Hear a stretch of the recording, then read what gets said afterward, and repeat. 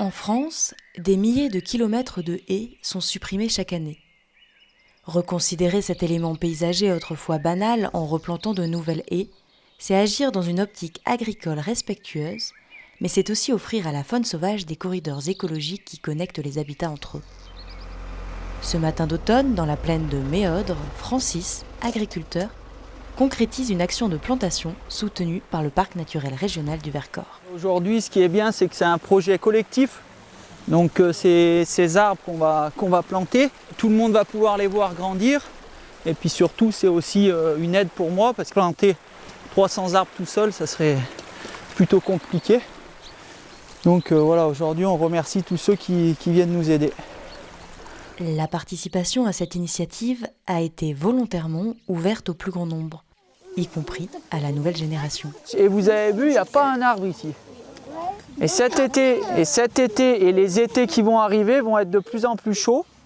Donc nous, on cherche à faire de l'ombre pour les vaches. Vous évitez de me planter comme ça. D'accord ? Autrement, ça ne va pas faire.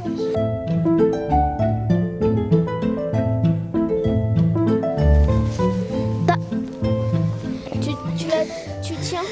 Oui, vas-y, mets là. À toi de jouer. Allez, on passe à notre quatrième. Mais mettre la main à la pâte ne suffit pas à comprendre l'utilité des haies pour la faune sauvage qui nous entoure. Pour compléter sa démonstration, Francis accompagne son groupe sur une autre de ses parcelles. Du coup, là, on est venu sur une haie, on va dire qu'il y a à peu près, je dirais, 40 ans. Pour obtenir la preuve par l'image, les clés de l'enquête naturaliste tiennent en 2 points. Poser un piège photo avec l'accord du propriétaire. Chaque fois qu'il y aura un mouvement, ça va prendre une photo. Puis, patienter quelques mois avant de découvrir les allées et venues du petit peuple de la haie.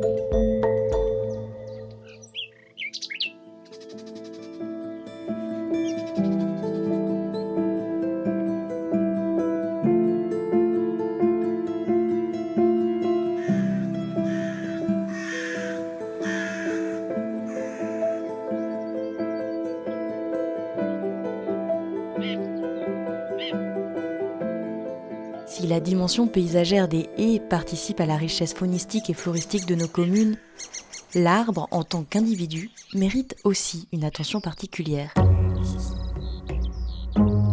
Louise est à la recherche de spécimens, des arbres dits remarquables. Ah, c'est pas mal ça.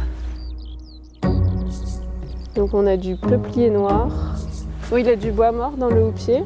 Jusqu'à 38 mètres de haut. Avec un diamètre supérieur à 60 cm, un âge et une taille qui forcent le respect, ils sont de véritables immeubles qui offrent à tous les étages le gîte et parfois le couvert. Porter une attention à ces arbres en les référençant au niveau communal, puis en alertant les propriétaires, permet d'augmenter les chances de survie de ces doyens sculptés par la main de l'homme.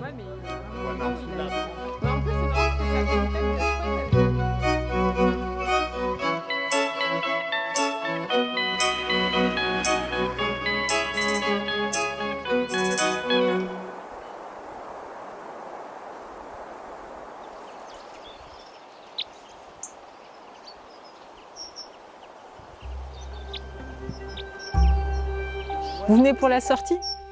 Oui, il y a une source. Non loin des sources d'Herbouilly, Christelle organise aujourd'hui une animation centrée sur les zones humides en compagnie d'Éric, éco-garde au PNR du Vercors. L'objectif est de sensibiliser les participants à ces milieux rares et précieux.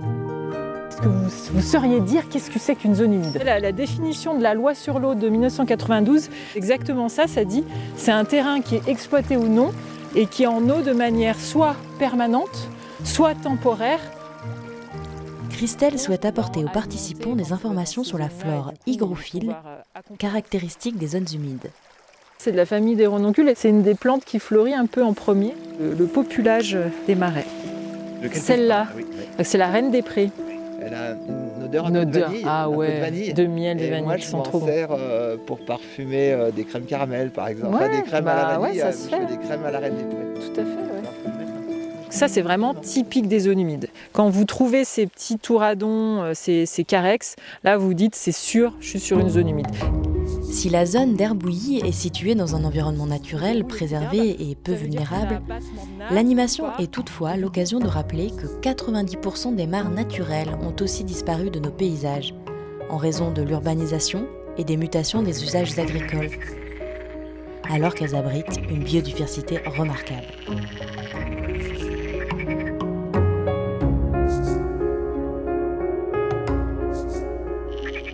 Pour changer de cap et retrouver pour ces insectes et amphibiens des lieux de résidence et de reproduction, des actions de création de mares écologiques en collaboration avec la Ligue de protection des oiseaux sont organisées chez les propriétaires qui le souhaitent.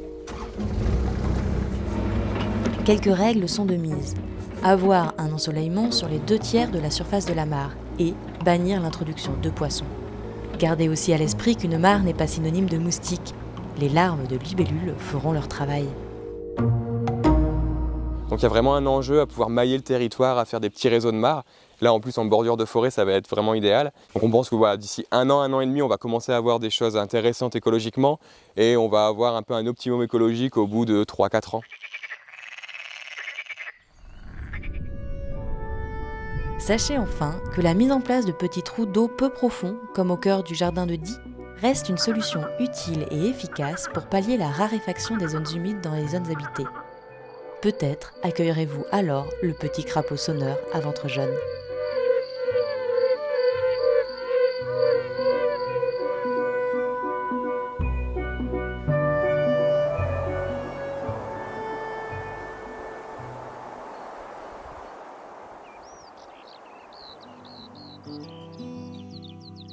Les insectes pollinisateurs sont les partenaires des plantes à fleurs. Leurs associations ont façonné les paysages et notre environnement. Mais ces insectes sont victimes de la réduction de leurs habitats, des pesticides et du dérèglement climatique, affectant l'ensemble de la chaîne alimentaire. À Vassieux-en-Vercors, Gérard, naturaliste habitant sur la commune, retrouve une classe pour une matinée de sensibilisation, filet à papillons à la main. C'est bon. Alors regarde, vous avez vu comment il a fait ? L'objectif, s'émerveiller sur la beauté et la diversité du vivant en prenant le temps de les photographier et de les identifier, espèce par espèce. Ça, tiens, c'est qui a le petit guide des chenilles C'est pour moi. essayer de trouver à quelle famille elle ferait partie, par exemple celle-là.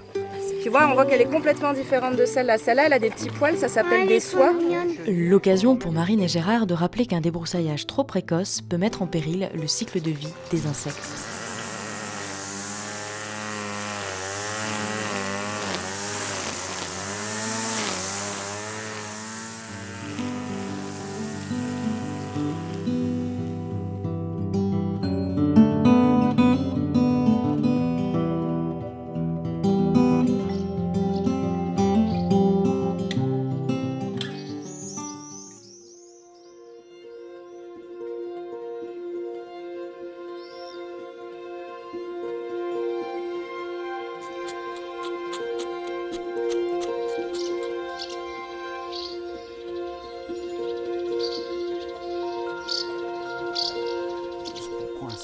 Autour de nous, des groupes méconnus, comme les papillons de nuit, nécessitent encore des inventaires, base d'un suivi sur le long terme.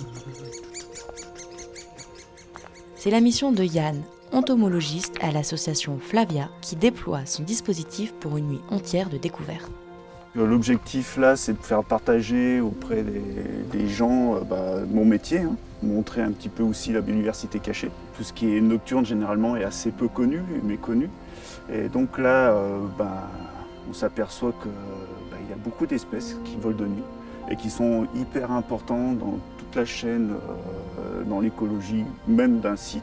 Il y a aussi pas mal d'espèces qui sont pollinisatrices, donc qui vont polliniser, dont certains papillons là, qui vont polliniser les arbres ou les fleurs qui sont nocturnes.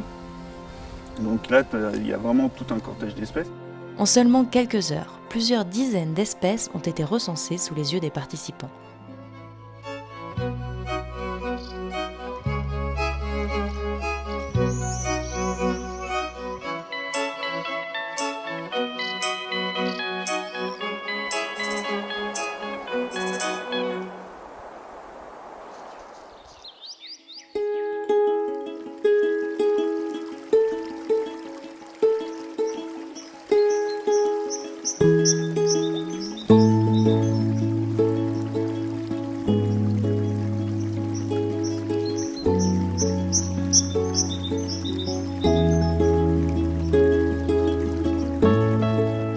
Dans la quiétude d'une journée de printemps sur les bords de la Sûre, Thomas, naturaliste à la Ligue de protection des oiseaux, prépare une opération de capture sur une famille d'espèces étonnantes, les chauves-souris. Indispensables à l'équilibre des écosystèmes, les 29 espèces de chiroptères du Vercors trouvent sur ce territoire des habitats de qualité pour s'alimenter. Mais une des menaces majeures réside dans la raréfaction des gîtes de reproduction.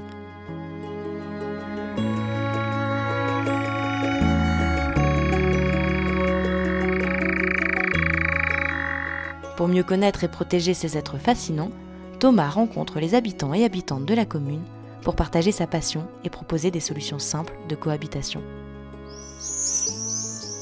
De ça, on essaye de trouver une solution qui puisse permettre de préserver une colonie de chauves-souris, notamment les colonies de reproduction. En général, elles sont absentes l'hiver. Donc s'il y a des travaux qui doivent être entrepris pour entretenir une charpente ou un truc comme ça, c'est possible. Il y a des périodes qui le permettent complètement. L'enjeu d'une cohabitation harmonieuse est capital pour ce petit mammifère inoffensif qui choisit parfois ses gîtes de mise bas, tout proche de nous, au cœur de nos villes et villages. La pose de gîtes artificiels sur les façades des maisons fait partie des alternatives pour compenser les pertes d'habitat liées aux rénovations.